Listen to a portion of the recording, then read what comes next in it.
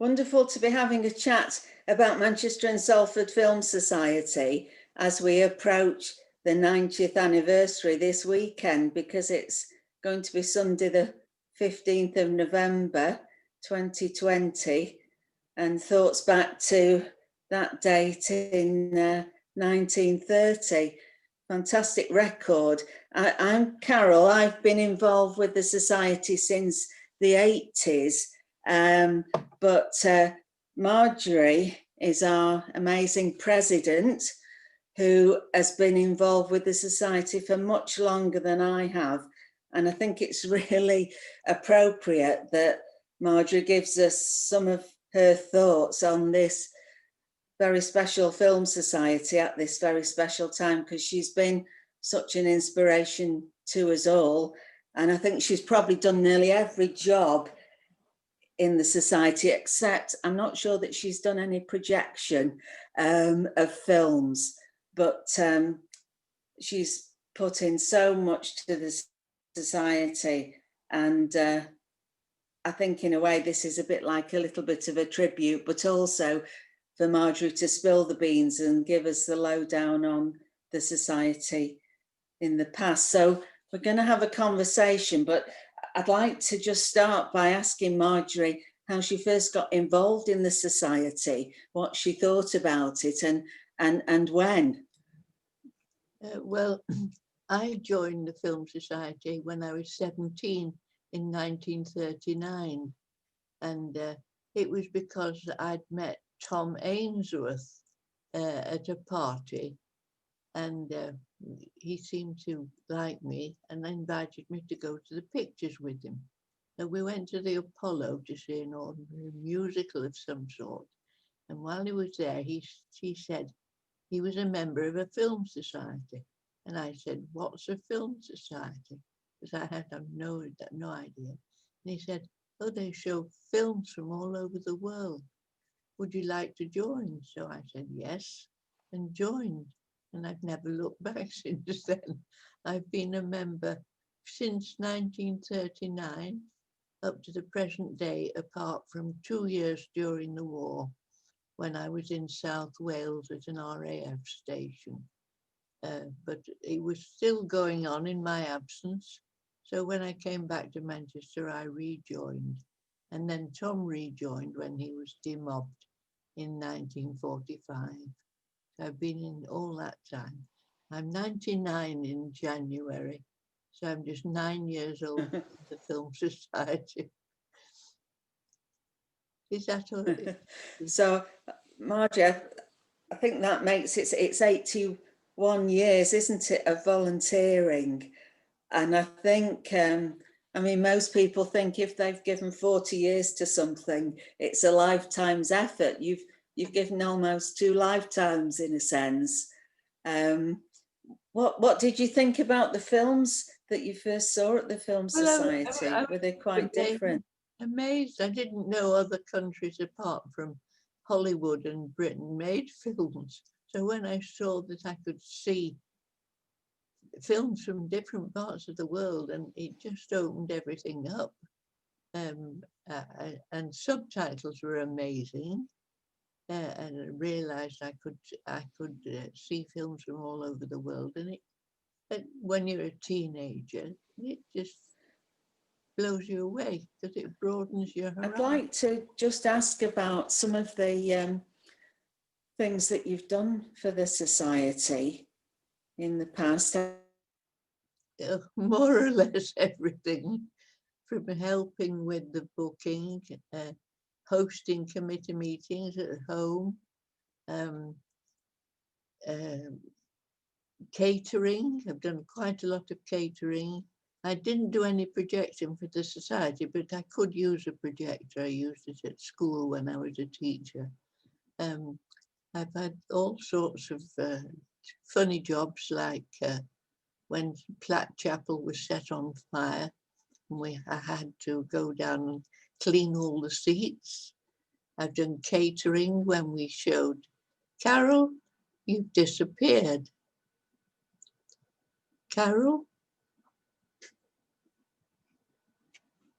Carol?" Carol? Carol, you disappeared. Have you disappeared completely? And now you're back. Can you hear me?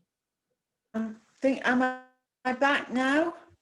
Yes, you're back now. Am I back You now? disappeared Marjorie? completely from the screen.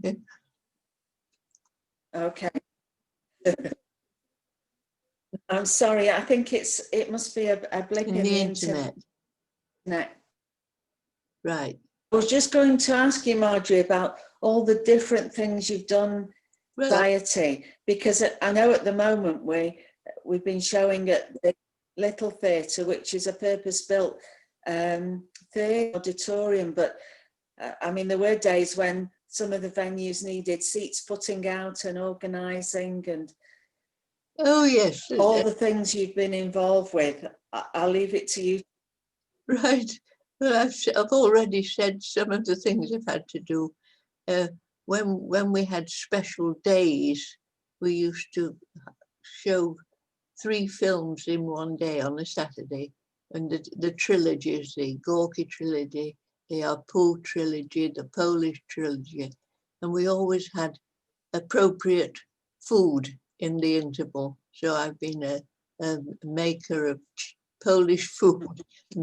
I made borscht, I've done curries, I've done almost everything. I've cleaned chairs.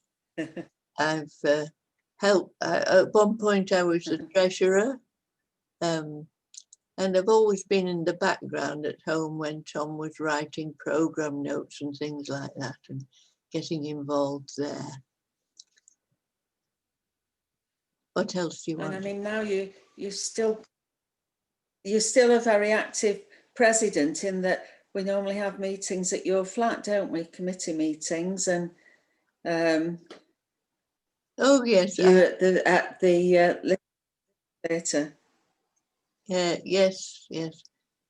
Committee meetings in my flat, which is always very enjoyable. I still go to the films. Well, I did when it was open before COVID-19. To the Little Theatre in Altrincham, which is an ideal place because it has a bar, and it's comfortable, proper rake seats and a big screen. But at the moment, of course, we can't show films there because of the distancing and so on. But we're still doing things online. We have virtual film viewings, and then the members write back their feedback. Very thoughtful conversation going on there. And we have a film quiz, so we're keeping alive and not being defeated, but looking forward to when the Little Theatre opens again, hopefully early in 2021, when we can start to get a lot of new members as well as all the old members who have been very faithful. It would be fantastic to get back onto the big screen, but it's good that things are carrying on and we're still all can all be linked together through film, even though we've got COVID at the moment. I'm conscious that you must have seen so many films, Marjorie, at the Film Society, and I know you used to go to Corner House and Home, but if you'd like to just mention just a couple of films that really knocked you out and you were really pleased the Society got to show, if there's some tips there. It's something stick. I remember that a few years ago, The Guardian published a list of the 1,000 films you must see before you die. And I think I've probably seen them all. But so it's very difficult to think of titles. I remember all the used to love the French films. They'd be black and white. They call it poetic realism now, but it wasn't. It didn't have a genre when they were made. But those always fascinated me. things like Les Enfants du Paradis, I remember that. Hiroshima Mon Amour stuck out as being a very important film. But I think I've seen so many films, I can't dredge up titles. I can remember them, but I can't think of the titles anymore. It's one of the detriments of being old. It's sort of à la recherche without the Madeleine. So, yeah. One of the things for me, the Film Society, was there was always something quite different happening. You and Tom, there were things like a special selection of German women filmmakers of the 70s. And like you've mentioned, the special days when there would be 3 films shown in the day.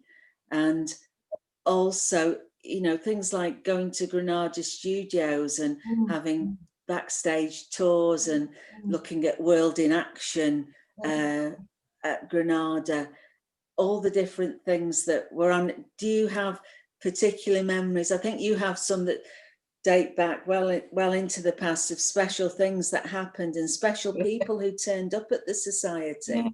Yeah.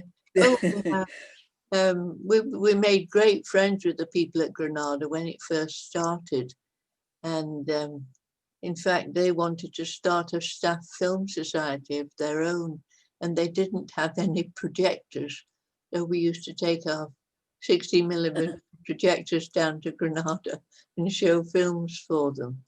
I remember we used to have film weekends that were organised by the Northwest Group of the Federation of Film Societies. And I particularly remember one at Lime Hall. It would be in 1968, and all the événements were happening in Paris, and everything was very exciting. And we had a teach-in for the weekend, and all the people, all the new young men from Granada, Dennis Mitchell, Peter Plummer, who was the other one? I've forgotten his name.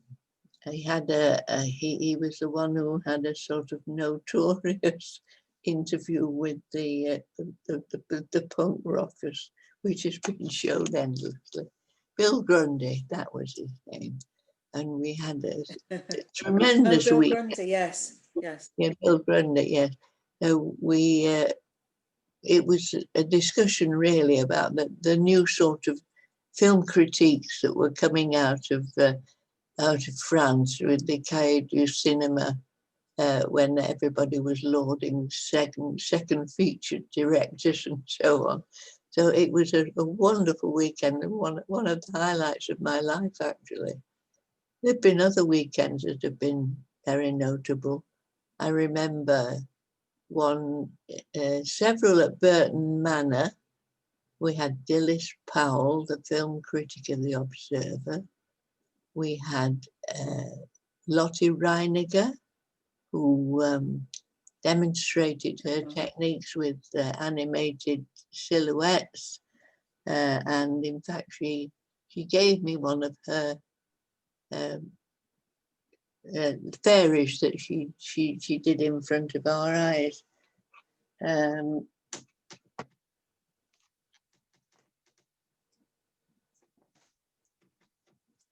I don't know if you can see it, but that is an original Lottie Reiniger, duly signed by her. Oh, that's absolutely wonderful. That's fantastic, Marjorie. She's one of my heroes. Yeah.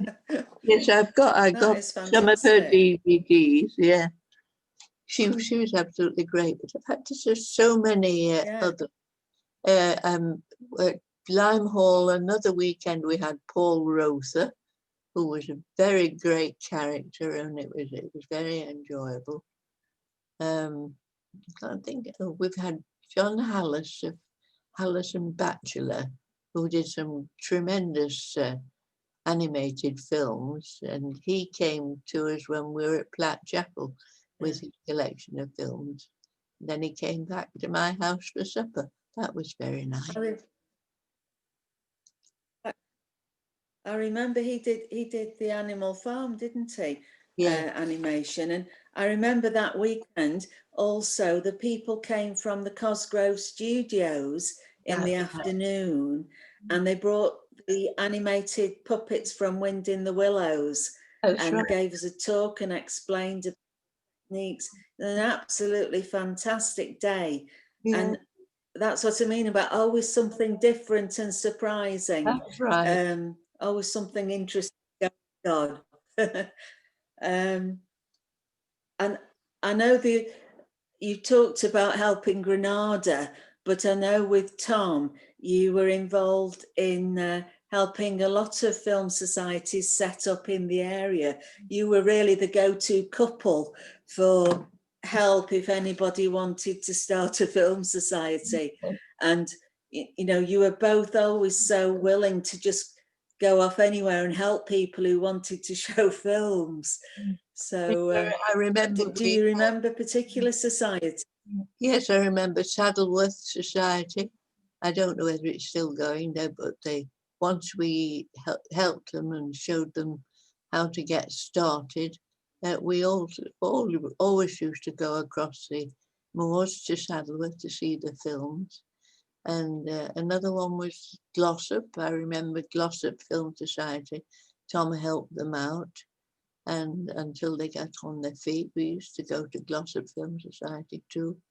So he was always available to show people how to book films and so on, and how to join the federation and things like that. So he was always very at helping people like that. And I think, I mean, Manchester and Salford was instrumental in setting up the British Federation of Film Societies. I think that's right, isn't it? Yes, it was Reg Caldwell, really. He was a founder member of the Film Society in 1930. He was very active in the film society all the time. Now, what was your question? No, I was just saying that I understood that Manchester and Salford had been instrumental in getting people together to form the British Federation of Film Societies. That's right. I know Reg was very much involved in getting the federation together, and I remember the federation very well. They had an office in Dean Street, and we visited that every time we were in London. We went to see them in Dean Street, and then the federation was split into regional groups, and all the regional groups used to have weekends in various parts of the country. So we used to go to the other groups' weekends as well as our own. So there's always something to do and somewhere to go and wonderful people to meet. Yeah. And of course, now British Federation of Film Societies has become Cinema for All. That's right. Based in Sheffield. That's right. And they're very, very active, and, you know, they're a real hub for community cinema and cinema groups all throughout the country. Yeah. So I think probably I ought to ask you now about the honour of you getting the Roebuck Cup, which is their award for the really special contribution to the Film Society movement. It's a very special award. I think you've probably got a photo for us, Marjorie, haven't you? Can you see that? Can you see it? It's a photograph of me getting the award. Is it visible to you? The award, and I've never seen such a standing ovation when you won that, Marjorie. You really brought the Oh, that was funny. I had no house down idea. I was no idea I when was you going to were get. awarded that by Derek Malk. I do remember you saying that I being in said the Film Society was so good because it kept you in the zeitgeist. that's it kept you And in you really did guys get an amazing, would guarantee you didn't have a moldy old age. you got a really good standing ovation. Yeah, yeah. I really believe that. I really believe. I think it was particularly. Hello. I I can't. think it was particularly poignant because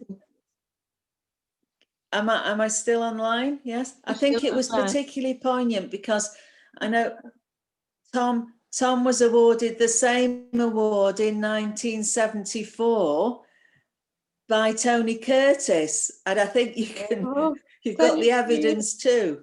Can you see that? Can you just up if you a bit higher? I think there we are. No, a bit higher. I can see. Yes, yes. This is Tom with Tony Curtis, and it's a. Yeah. He had. I think that was that. What was that at the BFI in London? Was that in London, the award for the BFI conference, annual conference, and Tony Curtis just happened to be in London, and he was doing a session at the film theatre, and because he was there, they persuaded him to give it to Tom. Yeah, so we met Tony Curtis. I remember him saying when he brought the cup home, he said he thanked Tony Curtis for coming all that way to give him the cup. Yeah, I remember that. And we've continued in Tom's memory the Tom Ainsworth Student Short Film Competition with students from Manchester Metropolitan University and Salford University in competition, showing their films, and the audience and the judges choose the winner, and it's always a very lively night. Yes. And I know, Marjorie, you quite enjoy giving the students the award and having a chat with them, and they normally tell us a bit about what life's like for them making films. Yes, it's always a very exciting evening. Yes, yes, and it's amazing to see what they can do on a university course. Some of the films are very, very technically very good. Yes. But we've always we're looking forward. We've always been connected with other film societies like the UMIS Film Society. We used to help out, and we always went to their films. And the university had a film society at one time. We used to go there. So we've helped out quite a few people on the way to make film societies work. Yeah. Well, it's total dedication, Marjorie, both from you and Tom to films and the Film Society movement. And in Manchester, I remember coming back from being a student in Leeds and wondering what I was going to do, because at that time there was not really art cinema in Manchester, and I then started looking, and a friend introduced me to the society, and I've been hooked ever since, even though now there's more opportunity to see film. You know, we've got Home, you can see things online now, but it's still great to have that social event. And I wonder what you think being in a society has meant to you over all these years. Well, it's just been a constant presence. It's just been something that was there. It was always there. In the people I met, the things we had to do. It's just been a constant background, just one of those things that was part of my life. Yeah. Yes. And also, I mean, I think it's fair to say that you and Tom kept the society going as well through years that were not so easy, because over that length of time, you know, there's all sorts of things that happen. I mean, people said that cinema was going out of fashion when people had DVDs, etc. It's not happened, but I know that there were lots of things you did to keep it interesting and keep it going. Yeah, oh yes, So when I first joined, the meetings were always on a Sunday, and we had the whole cinema with the 35mm projectionist, because when we started there was no Sunday cinemas were not allowed, and the cinemas were only allowed to open after an Act of Parliament was passed in 1957. So when that was passed and cinemas began to open to the public, we could no longer hire cinemas on Sunday. So we had to find other venues. And it was very difficult. The cinemas were just no longer available to us. So we showed up. We had to go on to 16mm projection, and we had all sorts of weird places to show films in. The gas showrooms to the United States Information Service, all sorts of little places and little venues we had. I remember when we were at a little place, the Green Room Theatre at the back of Cross Street Chapel. It was so small we could only fit about 40 people in, and we had to use back projection on a minute screen. But we kept going throughout that. And then Tom and I have always been, well, from 1955, we were also members of the Manchester Literary and Philosophical Society. And when we heard that they were building a new meeting house on George Street in Manchester, we persuaded them to let us put our 16mm projectors in their projection box, because they had a wonderful meeting place, a great rate lecture theatre, and we came to an agreement whereas we could show there on a Saturday night, and if they hired out anybody who needed a film projection, we would do the film projection for them.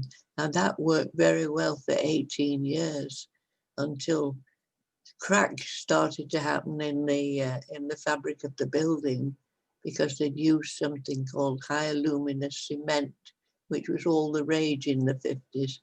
But the building began to deteriorate, and we very quickly had to find somewhere else to go.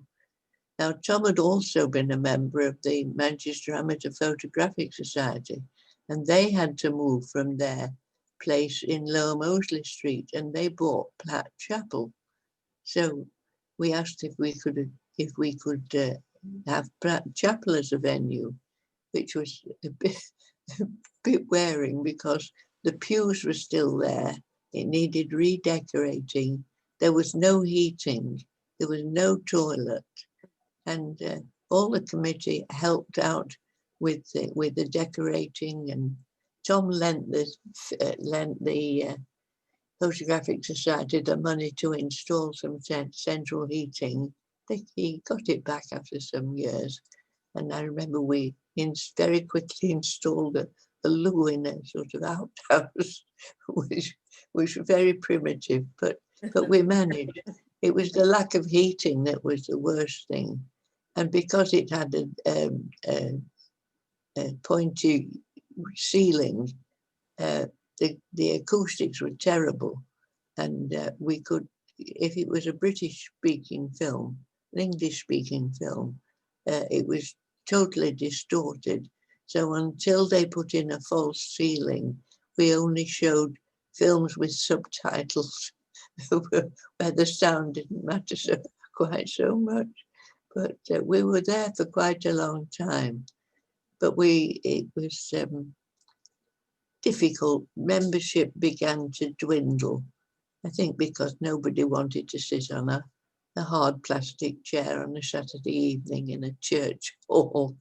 So the membership went down, and it was only when John Grieve joined and said he knew of a venue in Altrincham that we moved and left Platchapel and went to the little theatre in Altrincham. And we still had 2 shows, afternoon and evening on a Saturday. But it worked for a while, but then Tom got ill, and when he got too ill to cope with the projection, we went on to digital and DVDs. And John Grieve was a wonderful secretary at the time and managed to get the membership numbers up fabulously. It was really, we were almost up to capacity on membership. And then John retired from the secretaryship, and then we formed a virtually new committee.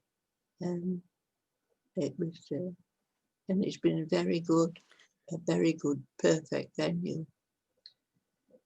When you think of some of the weird places that we have shown in before, and there's a bar and plenty of opportunity to talk to people about films. It's altogether a good night, Saturday night out. We no longer have afternoon shows, but I'm looking forward to it. I think I should also.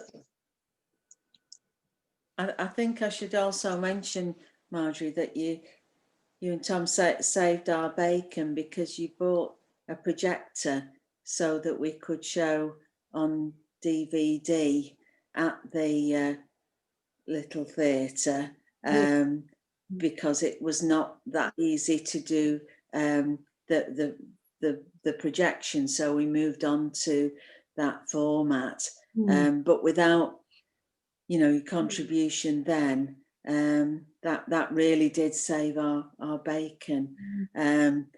So there's been lots of instances, and I think it's probably we're celebrating the 90th, but I think it's time to say a big thank you on behalf of the committee and the membership to you, Marjorie, for all the things you've done for the society, keeping us on our toes, being an inspiration, all the history. I've got a little glass here.